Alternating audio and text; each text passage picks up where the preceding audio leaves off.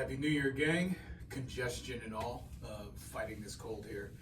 I'm Chuck Peterson. Welcome to another episode of Chronicles from the Kid. Here to start off this new year with a fresh story. All my stories are fresh, but you know what I mean. I'm trying to be slick here. But I just want to wish everyone again a Happy New Year. Hope you guys had a great Christmas and a great New Year.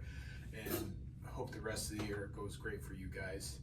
So just wanted to start with that off the bat. And I'm coming to you with this particular story.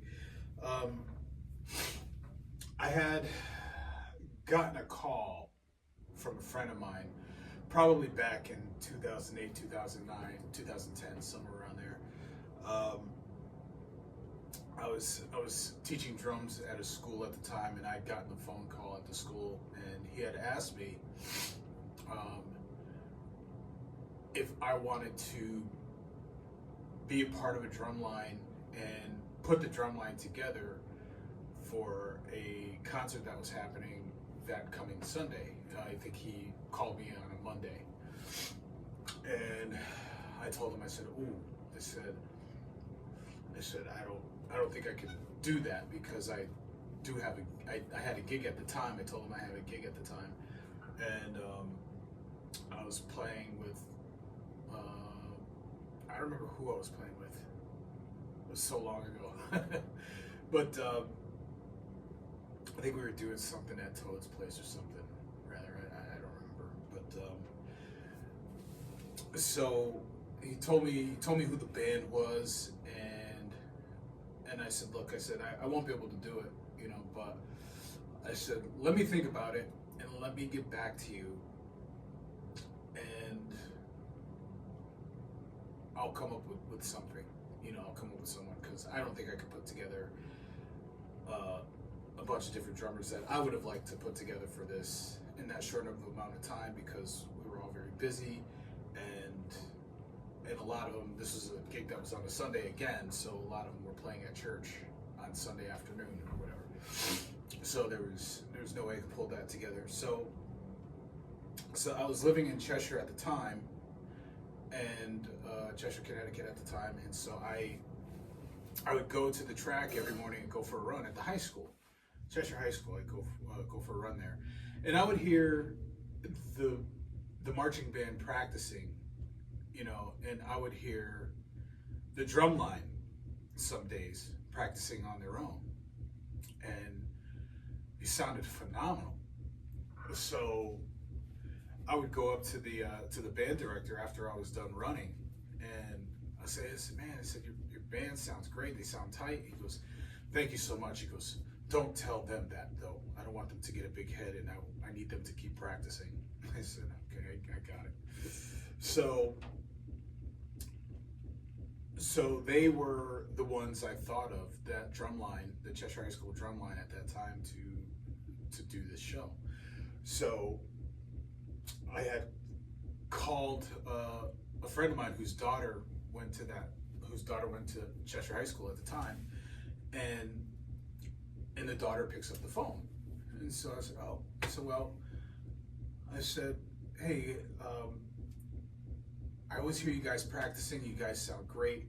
How would you like to do a drumline opening a show for some band called 30 something, rather, some planet or whatever, Third Rock from the Sun, whatever, that kind of thing. And she stopped me in my tracks, and she goes, you mean 30 Seconds to Mars? I said, yeah, that's the band. And she starts freaking out. I had no idea who they were at the time, and I had no idea that it was Jared Leto's band, the actor. Didn't even know he was a musician, so I asked, I said, are you guys willing to do that?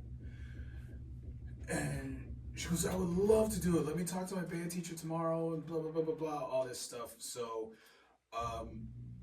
I said, okay, well, I said, while you do that, I said, let me call my friend back and tell him that I may have possibly found someone to do it and get all the details for you. So we hung up the phone.